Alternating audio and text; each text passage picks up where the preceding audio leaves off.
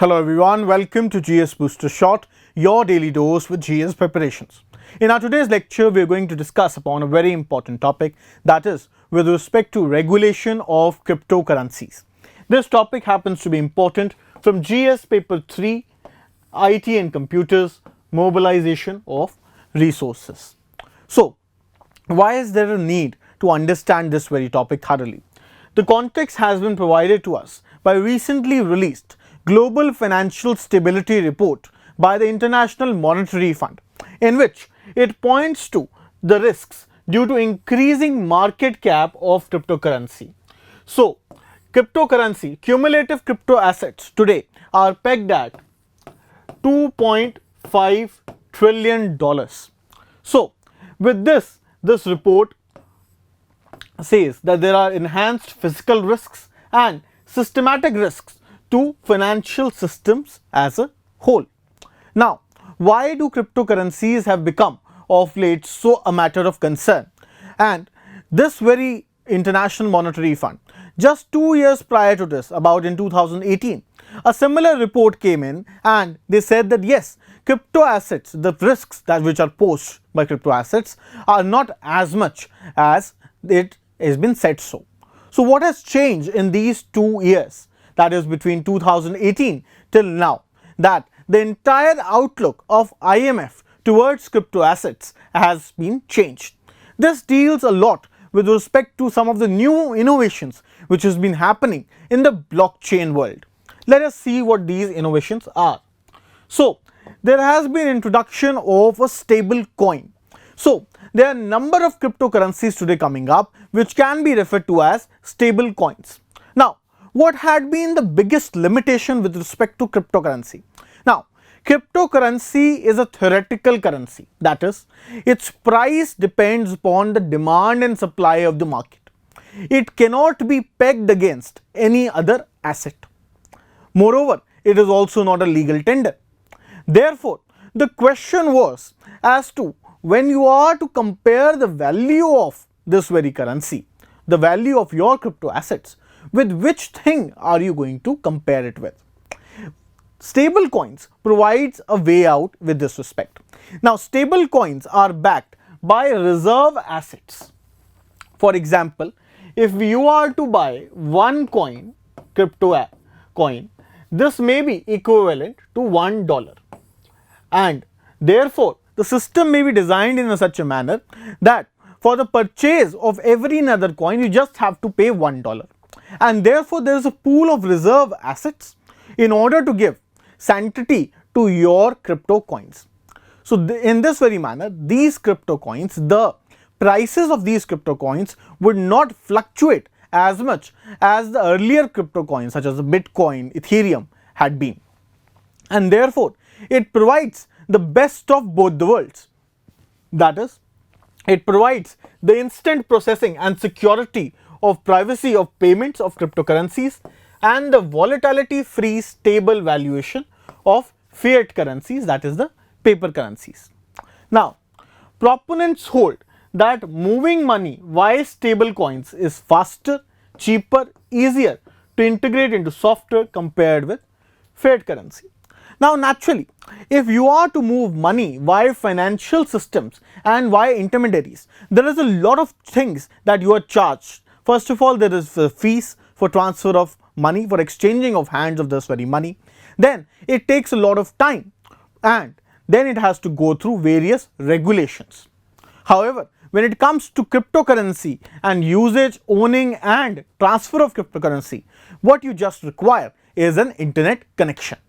And therefore, it trumps the basically all the sort of complexities that you have to go through in the normal system, which is why cryptocurrency and the blockchain system is more popular and getting more popular. And with the introduction of stable coins, the only volatility concern that was with respect to this currency has also been taken away. Now, another concept which is related to this stable coin is decentralized finance. Now, what is decentralized finance? Decentralized finance is also known as DeFi. Now, decentralised finance का एक purpose है कि ये intermediaries को remove करेगा between the parties. कोई भी financial जब हम ट्रांजैक्शन करते हैं, there various products, you want to invest in financial instruments, you want to take insurance, you want to access pension plans, what happens, what does the banking institution do? The banking institution acts as an intermediary for you to connect you with the pension provider or the insurance service provider or the mutual fund service provider. Secondly, with respect to the main function of the bank, that is lending of money, what is the bank actually doing?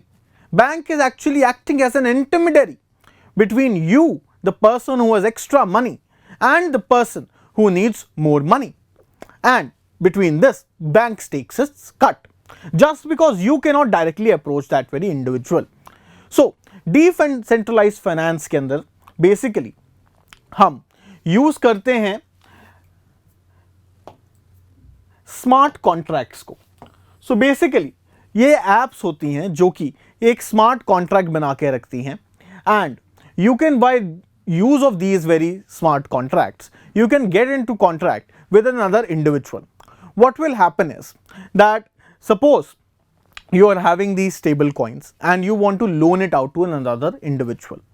A number of people would join together in a community in this very app or in this very ecosystem, and then they will jointly enter into the smart contract, that is an electronic contract which will execute itself and with that very other entity, if that very entity wants a loan from you. And in the event that the entity defaults in paying you back, this very smart contract will in itself execute and liquidate the collateral that that very entity to whom you had given loan had given to you. Now these collaterals can also be in the form of bitcoins or any other cryptocurrencies. So in this very manner, what you can do is enter into complex financial transactions without the need of an intermediary. Therefore, this system of decentralized finance, stable coins and smart contracts basically poses a challenge, a systemic challenge, a fundamental challenge to the age-old banking system. Not only is the system fast and transparent and cheap to operate, but also this system actually takes away a lot of basically fees and inconveniences that the intermediaries generally pose for you. The only service that these institutions basically provide us is basically they connect us with the actual service provider. In the event of this entire gigantic digital world in which we can form communities online, there is no requirement of this very intermediary if the facilities such as entering into valid contracts is been provided. That is provided by smart contracts. There are various other apps and basically companies who are providing this very facility. Now let us see the popularity of cryptocurrency in India. Chain Analysis is a very prominent company in this very respect. It is found that about 42% of crypto transactions are today from India. 19% of urban Indians are likely to invest in virtual tokens. Global Crypto Adoption Index, that is कि कौन सी country के लोग ज़्यादा से ज़्यादा crypto currency को adopt कर रहे हैं जल्दी से. So it pegs India as second out of 154 nations in crypto adoption. This shows that there is a lot of crypto adoption in our country, and this is largely coming from younger people, from housewives, from people from tier 2 and tier 3 cities, the analysis has shown.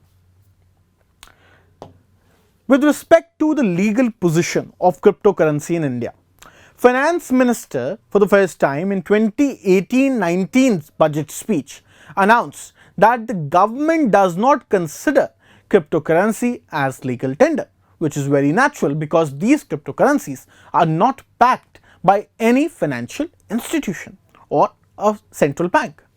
Then the central bank, that is the RBI, it launched a circular in April 2018 and it prohibited banks from dealing in cryptocurrencies or offering any service to customers on them. So basically, how are you going to invest in cryptocurrencies? Naturally, you're going to invest it through your banking accounts. And 2018 के circular ने basically banks को किसी भी तरीके की services provide करना with respect to crypto currency to its customers उसको prohibit किया.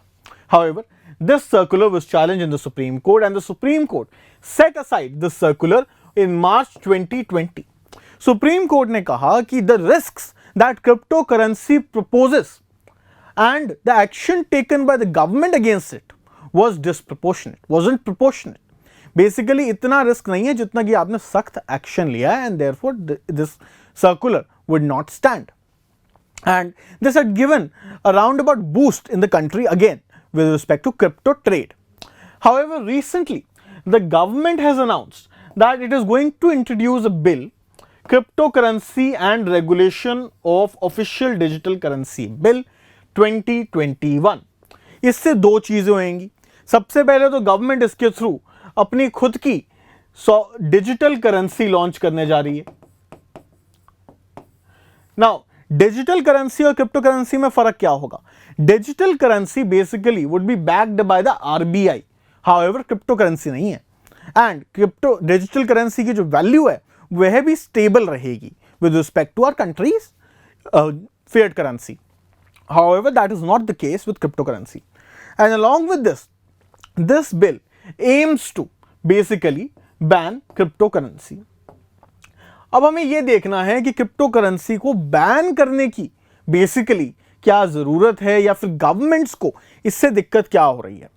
बेसिकली फाइनेंस एंड किसी भी कंट्री की मॉनेटरी सिस्टम, उसकी basically how the money rolls in that very country, that is a sovereign function and a sovereign power. Crypto currency इस power को सरकार के हाथ से बाहर ले जाती है into the digital world. Government वैसे बेसिकली कंट्रोल करती थी कोई पैसा कैसे कितना बाहर से आता है एंड अंदर से कितना पैसा बाहर जाता है. However, if transactions start happening digitally in that very manner, the government it would be very difficult for the government to keep an oversight on this very thing. Now, some of the main challenges that cryptocurrency poses are, first is lack of inheritance. Basically crypto के अंदर कोई regulator तो है नहीं.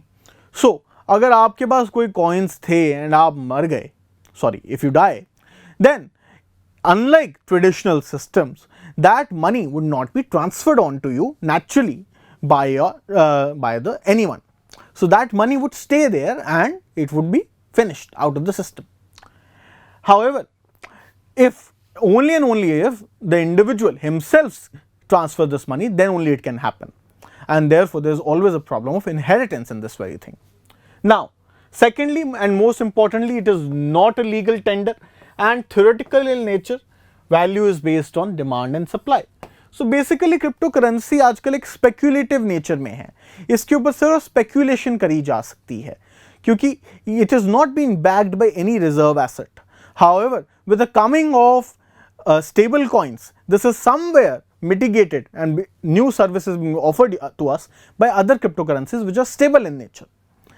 The first argument was that it is not a legal tender. Then, fiscal risks to the government. Threats to fiscal policy could intensify as there is huge potential of tax evasion. Now, जब transactions online होने लग जाएंगी, digital होने लग जाएंगी, so it is very difficult for the government to keep track of those transactions. If people start earning money digitally only by providing their services. Now, in digital frame, how is the government going to keep a check on us? That is a difficulty and it has to be seen, and it is still a challenge for the government. This would in turn lead to fiscal evasion, this will in turn lead to tax evasion, and that would be a problematic for the government.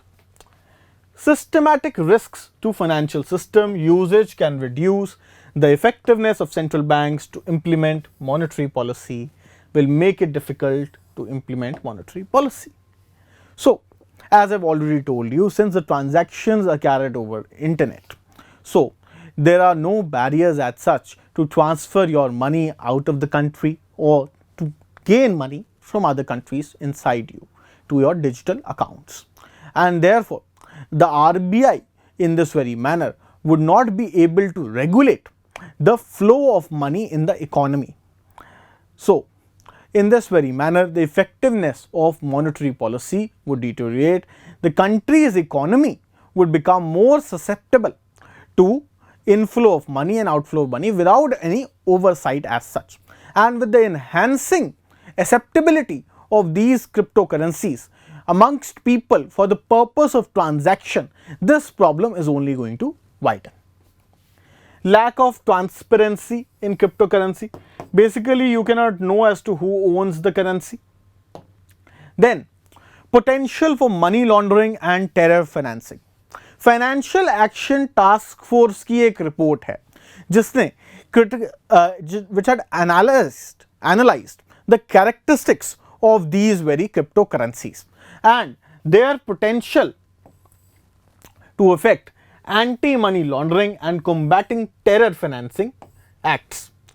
And इन्होंने ये note किया that cryptocurrency क्यों किस किस aspect में anti-money laundering actions and combating terror financing in actions के against कैसे work करती है. First of all, the anonymity provided by the trade in virtual currencies on the internet. No one knows who is basically paying them. The limited identification and verification of the participants. कोई know your customer जैसी कोई verification नहीं हो रही. Anyone could jump onto the wagon and start trading in cryptocurrencies. The lack of clarity regarding the responsibility for AML, CFT compliance, supervision and enforcement for these transactions that are segmented across several countries. Now imagine, in case of Pakistan, the FATF can actually pose penalties over Pakistan or pose a responsibility on the Central Bank of Pakistan of not being able to supervise the transactions going through its own system which are leading to terrorist financing. However, in case when this happens in cryptocurrencies and digital trade of currencies, then who is the FATF going to hold accountable? Because these transactions will be taking place across multiple jurisdictions freely, and perhaps there would be no central bank who is having the power to put a pin on it. So, this poses a great challenge with respect to anti-money laundering and cross-border terrorism challenges. Then, challenge to the traditional banking system from decentralized finance and stable coins. Now, cryptocurrency, the new system of decentralized finance and stable coin, within about 4 years, today, under decentralized finance, there are assets of about $98 billion. $98 billion worth of assets का collateral तैयार हुआ है. इनके against लोगों ने finance ले रखा है in cryptocurrencies. This poses a significant challenge to the traditional financial institutions. Traditional financial institutions earn literally by charging us transaction fees. जितनी भी ट्रांजैक्शन दुनिया में हो रही है उसके ऊपर एक ट्रांजैक्शन फीस लगाई जाती है एंड उससे बैंक्स चलते हैं या फाइनेंशियल इंस्टीट्यूशंस चलते हैं एंड इस स्टेटस को ये नई टेक्नोलॉजी इम्पैक्ट करती है. So naturally those people who are holding interests would be shaking with respect to when their interests are being attacked, and this is a very powerful lobby with respect to that also. Then challenge of cryptonization, where the citizens of countries start using digital assets instead of local or fiat currency.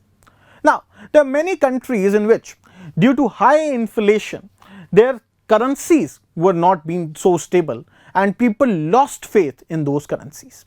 What will happen? Dollarization सिक्के word से लिया गया है क्रिप्टोनाइजेशन.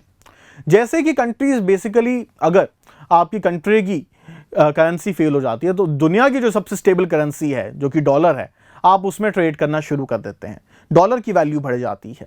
उसी तरीके से challenge है क्रिप्टोनाइजेशन. यदि आपके देश के लोग ज़्यादा क्रिप्टो करेंसी में विश्वास करने लग गए एंड वो क्रिप्टो करेंसी का ही यूजेज करने लग गए तो सरकार एक बहुत बड़ा बेसिकली आपके ऊपर आपकी ट्रांजैक्शंस को मॉनिटर करके एक कंट्रोल बनता है एक सिस्टम का पूरा. सो वो सारा कंट्रोल चला जाएगा. अगर सरकार को फॉर एग्जाम्पल किसी के एसेट्स जब्त करने हैं, अगर कोर्ट्स को किसी के एसेट्स जब्त करने हैं, how is that going to take place? Then suggestions for way forward. Now, with the amount of money that has been invested in cryptocurrency today and the blockchain revolution that is taking place in the world, would it be feasible to altogether ban cryptocurrency? So, this is a question to ponder upon, and the governments are still struggling to go through it. What has been the present approach with respect to Indian government and what has been in the news is the government is looking forward to banning these very currencies. However, would a ban suffice? Naturally, the challenges that this very new technology pose to the entire country's physical power, the physical power of the government, and with respect to interests of banks is humongous. However, we have to see that if blanket ban is there, then this market should not go into black market. Besides this, we also have to see that are we putting ban just because we are not being able to cope up with the system at present? This sometimes happens. So what happens in the case of COVID? When a pandemic of this scale was coming in, we did not know how to manage it. So the only option that the government had was to impose a lockdown for the time being, so that everything stays at its very own position. In this very manner, can this approach be taken in financial institutions, in institutions dealing with tech? Because there are other competitors also who are doing this thing. So let us see the way forward. One of the way forward is on-chain analysis. Now, on-chain analysis is an emerging field aiming at extracting and scrutinizing the plethora of available data about public blockchain transaction.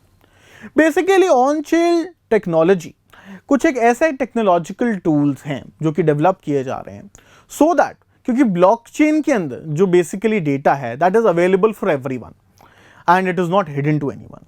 सो ये data को analyse करेंगे ये कुछ electronic tools that is on chain, blockchain के ऊपर जो data है उसको एनालाइज करके उसमें से इंफॉर्मेशन एक्सट्रैक्ट करी जाए, उस इंफॉर्मेशन को स्क्रूटनाइज किया जाए और ये देखा जाए कि ये ट्रांजैक्शन किस पर्पस के लिए हो रही है एंड कहाँ पैसा जाने जा रहा है.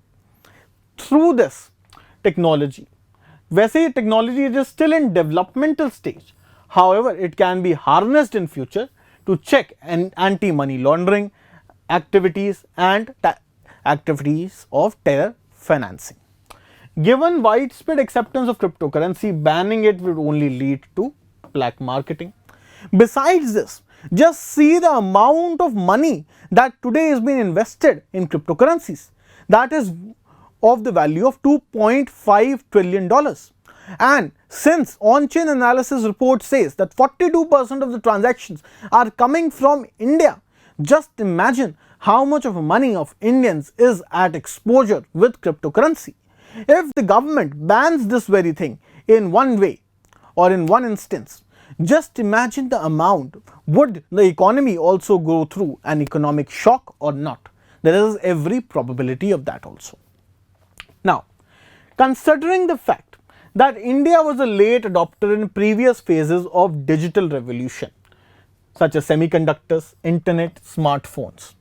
Now, if we are to leave the blockchain technology also for other countries to exploit, now mind it, cryptocurrencies, many countries have adopted it as digital asset, and they've already also established regulated exchanges with respect to cryptocurrencies.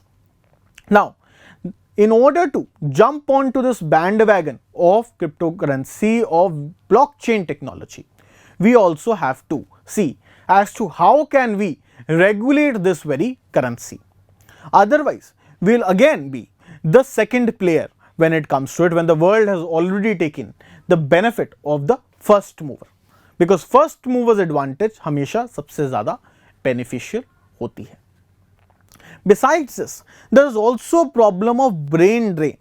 Blockchain technology is not only just useful with respect to these financial markets, but it is also useful in record keeping across various industries. And therefore, there is a demand of experts in blockchain technology. If we are to basically ban this very thing, what is going to happen is brain drain. That is also a problem which has been enumerated in many articles, because these blockchain experts that we have in our country will then migrate to those jurisdictions which are actually regulating blockchain. And this very technology has enormous potential to increase employment and cut down costs, especially logistic costs.